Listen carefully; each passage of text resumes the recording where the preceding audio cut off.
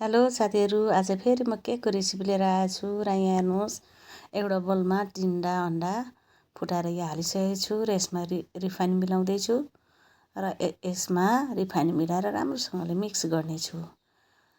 आज चाहिँ अन्डा लगाएर बनाउने भनेर अन्डा केक रेडी गरिसकेको छु र यसरी मिक्स गरिसकेको छु। यहाँ हेर्नुहोस्, केक बनाउन सिक्दैछु। यो चाहिँ दोस्रो पल्ट हो र हेर्नुहोस्, यसमा चाहिँ अब 2 कप मैदा हालिसकेँ। यहाँ हेर्नुहोस्, 2 कप मैदा अनि यो पाउडर चिनी लगाउँदैछु। यहाँ हेर्नुहोस्, र त्यसपछि अब यो दुध 1 पोवा हो।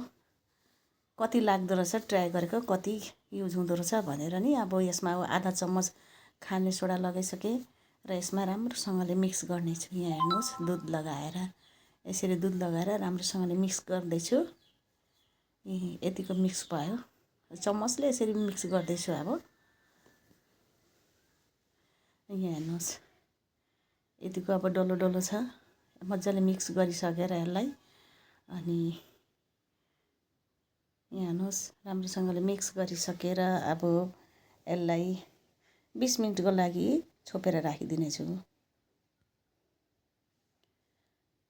20 मिनटपछि हेर्नुहोस्, यहाँ उघारेर हेरेर यस्तो भइसकेको रहेछ र अब यसलाई फेरि अब यो बनिसक्यो र अब यसलाई केक टिनमा हाल्नेछु। केक टिन त छैन, एउटा सानो स्टिलको डेक्ची छ र स्टिलको डेक्चीमा हाल्नेछु र यो हो मेरो केक टिन।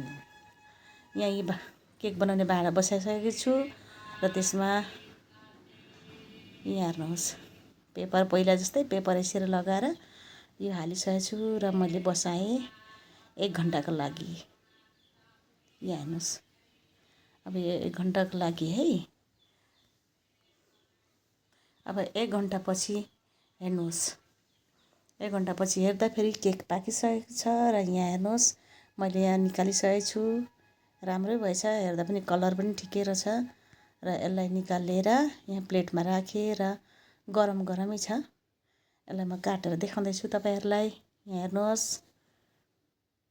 तातो छ, बाफ निक्लिँदैछ। हेर्नुहोस्, पुरा गरम छ। यहाँ हेर्नुहोस्, गरम छ, यतिको गरम छ। चायको नास्ता। यहाँ हेर्नुहोस्, राम्रो भएको छ अन्डा लाएर। यहाँ हेर्नुहोस्, यस्तो नरम छ। अस्तिको भन्दा यो अझै टेस्टी भएर छ खानुको लागि। अब घरमै बनाएको घरेलु तरिकाले। By by.